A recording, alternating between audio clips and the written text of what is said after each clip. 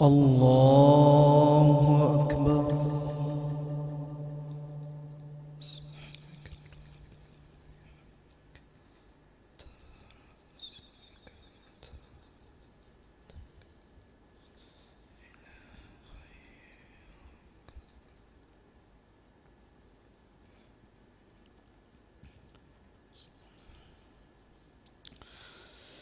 الحمد لله رب العالمين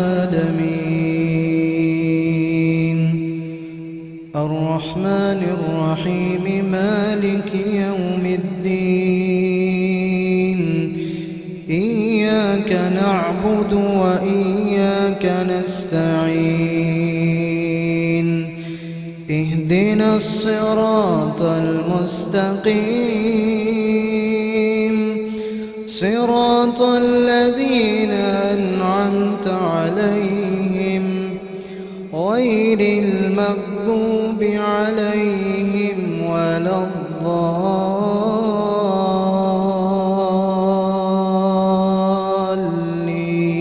الضالين آمين. يا أيها المزمل قم الليل إلا قليلا نصفه أو انقص منه قليلا أو زد عليه ورتل القرآن ترتيلا إنا سنلقي عليك قولا ثقيلا إن ناشئة الليل هي أشد وطئا وأقوم قيلا إن لك في النهار سبحا طويلا واذكر اسم ربك وتبتل إليه تبتيلا رب المشرق والمغرب لا إله إلا هو فاتخذه وكيلا واصبر على ما يقولون واهجرهم هجرا جميلا وذرني والمكذبين أولي النعمة ومهلهم قليلا إن لدينا أنكالا وجحيما وطعاما ذا غصة وعذابا أليما يوم ترجف الأرض والجبال وكانت الجبال كثيبا مهيلا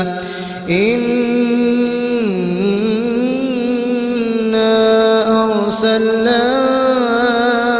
إليكم رسولا شاهدا عليكم كما أرسلنا إلى فرعون رسولا فعصى فرعون الرسول فأخذناه أخذا وبيلا فكيف تتقون إن كفرتم يوما يجعل الولدان شيبا السماء منفطر به كان وعده مفعولا إن هذه تذكرة فمن شاء اتخذ إلى ربه سبيلا إن ربك يعلم أنك تقوم أدنى من ثلثي الليل